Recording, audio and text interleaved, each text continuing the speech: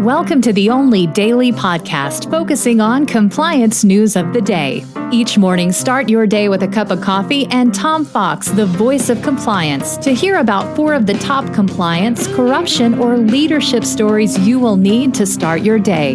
The Daily Compliance News is a production of the Compliance Podcast Network. First, a word from our sponsor.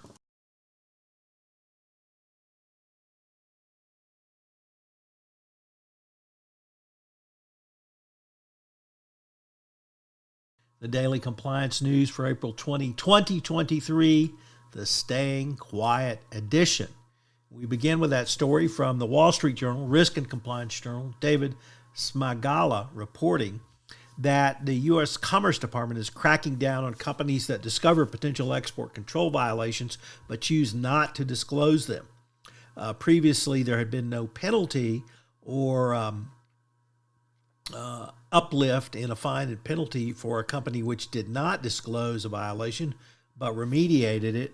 But now they have changed this because of the desire to stop export control violations. So if a company chooses not to voluntarily self-disclose, that will be an aggravating factor in assessing any penalties going forward.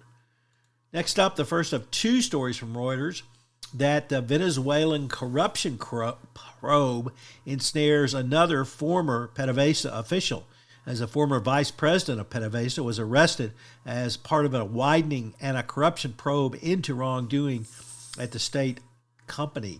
The investigation, which began last October, has led to the arrest of more than 60 Venezuelan officials and businessmen, and also prompted the resignation of the country's oil minister.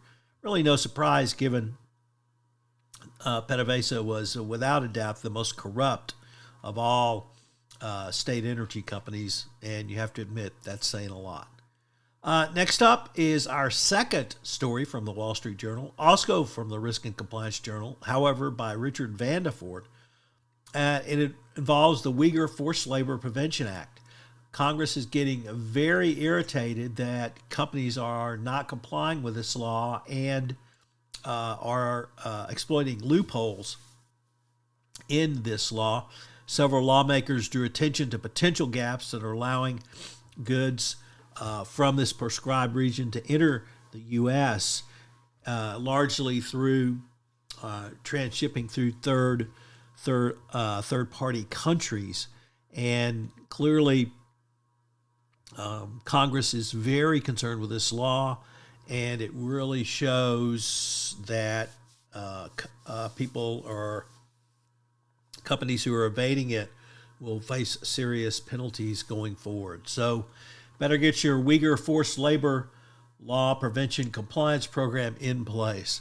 And finally, Halk Bank, that's a Turkish national bank, or at least the instrumentality thereof, got a reprieve from the Supreme Court, but the Supreme Court noted that it is not covered by the Foreign Sovereign Immunities Act, but under principles of common law, it still might be able to get dismissed from the lawsuit. This has caused a huge rift between the U.S. and Turkey.